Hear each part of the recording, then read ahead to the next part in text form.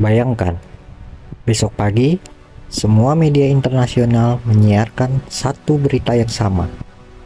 Pemimpin Indonesia diculik oleh negara asing. Pertanyaannya bukan lagi apa yang akan terjadi di Indonesia, tapi apa yang akan terjadi pada dunia setelah itu. Ini bukanlah sebuah hoax, juga bukan sebuah provokasi. Ini skenario hipotesis yang dianalisis secara realistis. Karena memahami kemungkinan terburuk adalah cara sebuah bangsa untuk tetap waras. Dunia pernah melihat bagaimana negara besar menekan, menjatuhkan, bahkan mencoba mengendalikan pemimpin negara lain.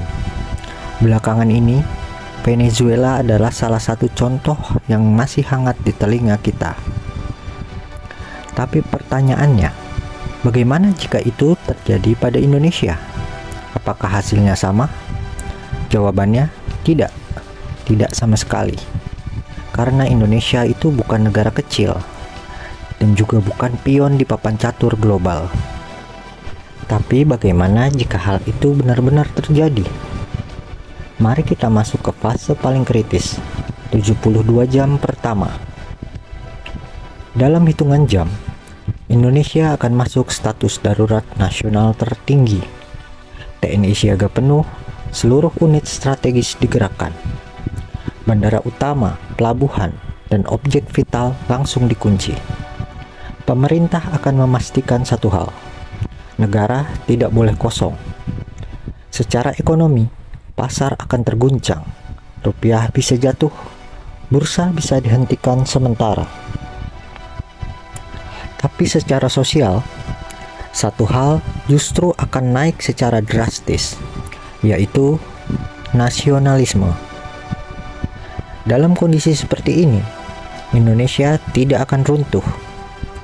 Indonesia akan bersatu dan melawan. Di dalam negeri, perbedaan politik akan berhenti sementara.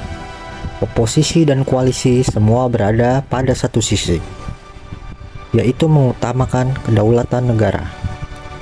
Mekanisme konstitusi berjalan, kepemimpinan sementara ditetapkan. Pesannya jelas, Indonesia bisa diserang, tapi tidak bisa dilumpuhkan. Sekarang kita bicara dampak global. ASEAN hampir pasti berdiri di belakang Indonesia. PBB akan dipaksa membuka sidang darurat. Dunia tidak akan melihat ini sebagai konflik biasa, tapi pelanggaran kedaulatan ekstrim. Dan di titik ini, kekuatan besar lain akan masuk ke panggung. Bukan untuk menolong Indonesia semata, tapi karena keseimbangan dunia sedang dipertaruhkan. Inilah momen di mana konflik lokal bisa berubah menjadi krisis global.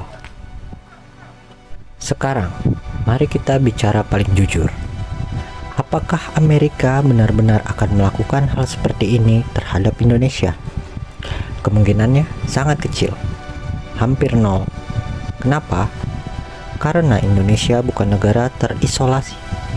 Indonesia berada di jalur perdagangan dunia. Indonesia bukan musuh ideologis Amerika. Dan yang paling penting, resiko geopolitiknya terlalu mahal. Ini bukan soal berani atau tidak. Ini soal satu kesalahan yang bisa menghapus pengaruh Amerika di Asia Tenggara selama puluhan tahun.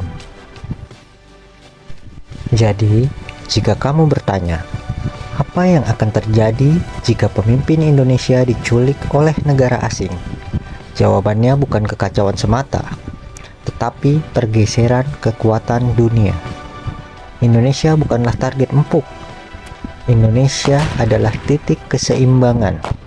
Dan jika titik itu disentuh, dunia tidak akan diam. Kalau kamu ingin analisis geopolitik tanpa teriak, tanpa hoax, tanpa drama murahan, subscribe. Karena memahami dunia adalah cara terbaik untuk bertahan di dalamnya.